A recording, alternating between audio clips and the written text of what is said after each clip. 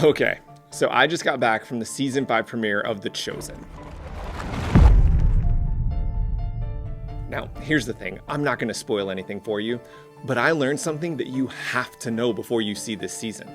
I asked the cast and the writers what you must know before you see season 5. What moment, what scene, what scripture, all of it. And we got a variety of answers. Reading John is really, really helpful. All of season 1, episode 2. Psalm 34:5. And I've said it many times before, the triumphant entry is one of my favorite moments. If people revisit actually the text of the Transfiguration. But once I saw the episode, I realized that they're all connected. That there is a major theme flowing throughout this entire season, and if you aren't prepared for it, there is so much you're gonna miss. So in this episode of The Chosen Explained, I'm gonna help you to prepare for the excitement that is coming in season 5. For Jesus' triumphant entry into Jerusalem, his cleansing of the temple, and the one powerful scripture that ties them all together. Oh man, let's go.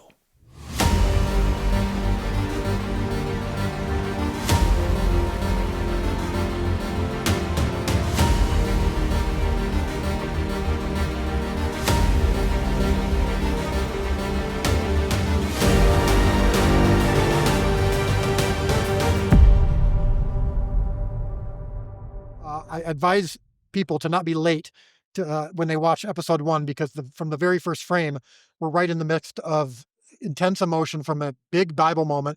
And so I'm just excited for people to experience some of the most famous Bible moments in history, but from a human, intimate lens. So as you prepare for season 5, you need to read the story of Jesus' triumphant entry into Jerusalem. Now, this probably isn't a surprise. It was obvious as season 4 ended that this would be how season 5 opened. But The Chosen has included something throughout the past few seasons to help us understand the deeper meaning of this moment, the bridle. And what makes this object so important is that it reminds us of 2 really important scriptures. The first is Psalm 118. You see, there was this group of psalms sung at Passover every year called the Hallel Psalms. They covered Psalms 113 through 118, and they all focused on praising God for the Exodus and other similar acts. But Psalm 118 was special because at the time of Jesus, people believed that this psalm was about the Messiah. I mean, it says things like, "Shouts of joy and victory resound in the tents of the righteous. The Lord's right hand has done mighty things. The stone the builders rejected has become the cornerstone." But as Jesus enters on that day, there is one verse that is stuck in everyone's mind, one verse that people clearly believe applies to Jesus. As he enters, they shout, "Hosanna to the Son of David. Blessed is he who comes in the name of the Lord." And all of a sudden, we see the real meaning of this scripture in this moment, and why this bridle is so important. Because when we hear the words Son of David, it reminds us that this bridle Jesus uses comes from David himself. It's a bridle that he will eventually pass down to one of his sons, a son of David named Solomon.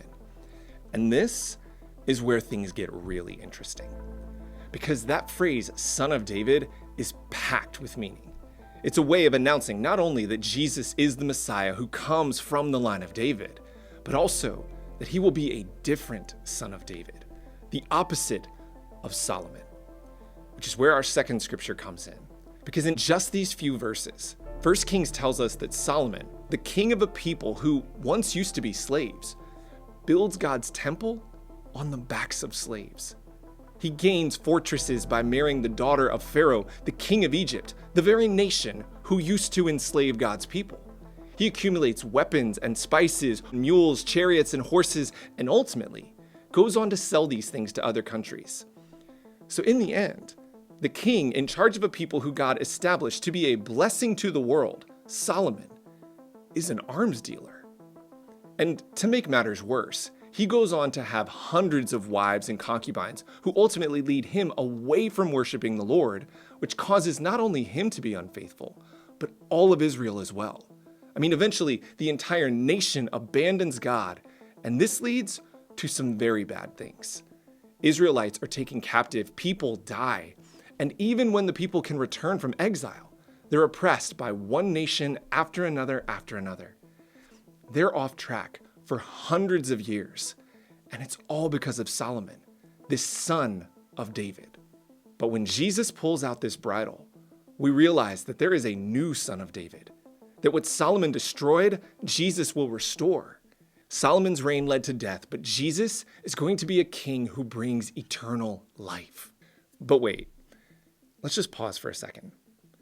Have you ever read what Jesus does next? I mean, the Gospels differ slightly in how they recount this, but generally they agree that soon after Jesus enters Jerusalem, he goes into the temple and sacks it. I mean, just think about that. In Luke's Gospel, this is the first thing he does. Why? Why that? And when I asked Jonathan Rumi how he prepared for that moment, he had an interesting response. I just imagine people being taken completely advantage of and, by people that they trusted and wanting to help them. And because that's kind of what happened with Jesus. I mean, it was a righteous anger and, the temple was being defiled by the people who were supposed to be protecting it and keeping it holy. And so he had to set an example. And he also knew by doing so, he would be then setting in motion the events that led him to his inevitable destiny on the cross. Now, here's what's really interesting about this. When we think about the Bible, we often remember it as if it was one single narrative, as if all of the Gospels told one cohesive story. But it's actually way more interesting than that. Because in each of the Gospels, we'll see these little details that differ, these small nuances. And often, when we compare these, we realize that there is way more going on in the story than we remember. I mean, let me show you. Most of the Gospels say something like this when they talk about Jesus sacking the temple. They say, Jesus entered the temple courts and drove out all who were buying and selling there. He overturned the tables of the money changers and the benches of those selling doves. It is written, he said to them, my house will be called a house of prayer, but you are making it a den of robbers. But John recalls the event slightly differently. He says in the temple courts, he found people selling cattle, sheep and doves, and others sitting at the tables exchanging money. So he made a whip out of cords and drove them all from the temple courts, both sheep and cattle. He scattered the coins of the money changers and overturned their tables. To those who sold doves, he said, get out of here. Stop turning my Father's house into a market. And while the difference may seem small, it definitely matters in season 5. Because this is what Jonathan is talking about when he describes the root of Jesus' anger. It isn't just that there is buying and selling in the temple. It's how it's happening. People were required to use the temple coin to buy sacrifices, and the religious leaders controlled the exchange rates. People could go broke just to worship the Lord, while the religious leaders got rich. I mean, it was even worse than what a tax collector like Matthew had done, because the religious leaders were trusted men of God. But here's something I realized as I dug deeper into Scripture. This isn't the only reason Jesus is angry. And maybe it's not even the biggest reason. Because in Mark's gospel, something else happens between the triumphant entry and the sacking of the temple that only makes sense when you put it all together.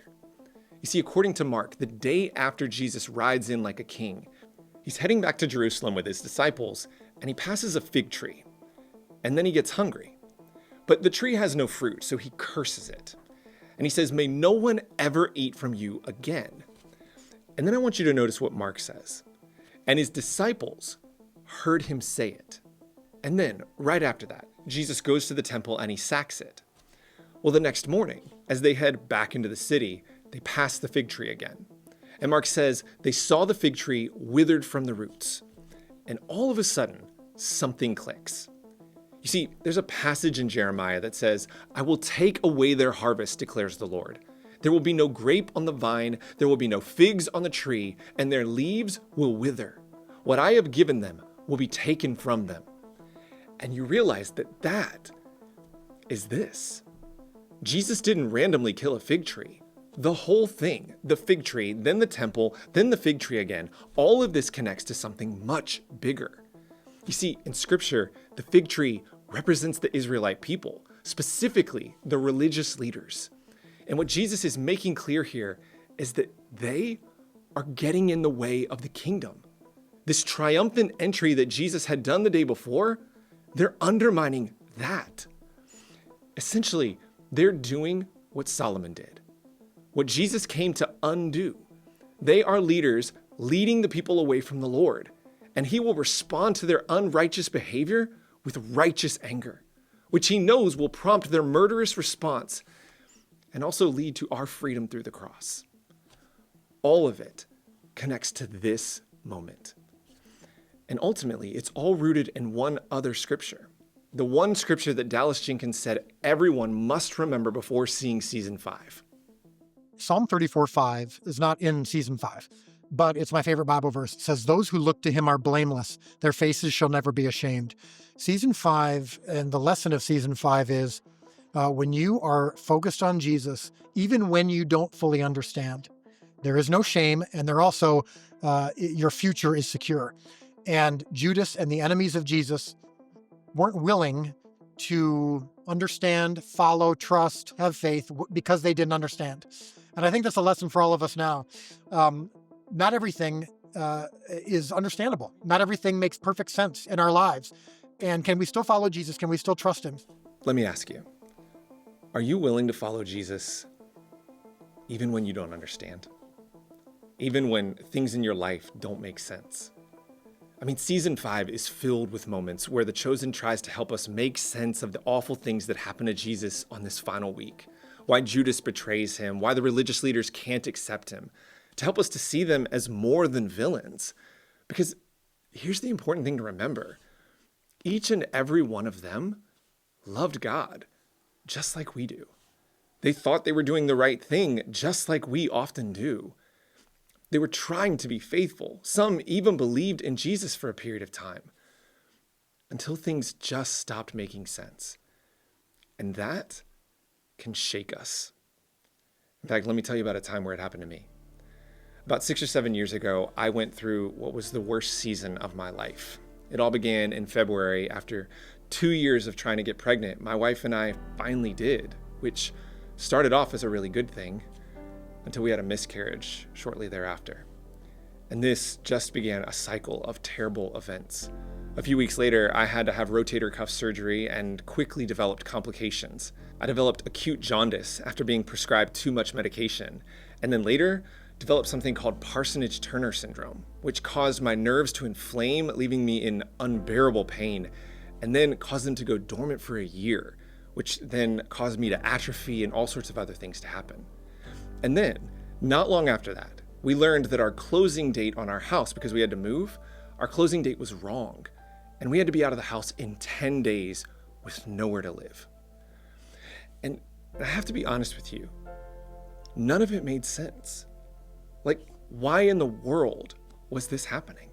Why didn't God answer all of my prayers in this season? And why was it just one thing after another, after another, after another?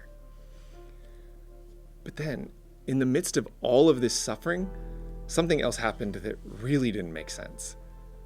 We got pregnant.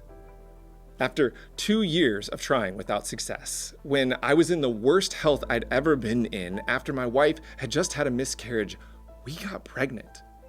And I remember saying to some of my friends, I don't even know how it happened. To which they replied, well, Brandon, if you don't know how it happened, I think we've got bigger problems.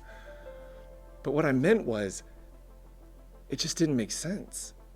Because our relationship with the Lord doesn't always make sense. Jesus doesn't always make sense.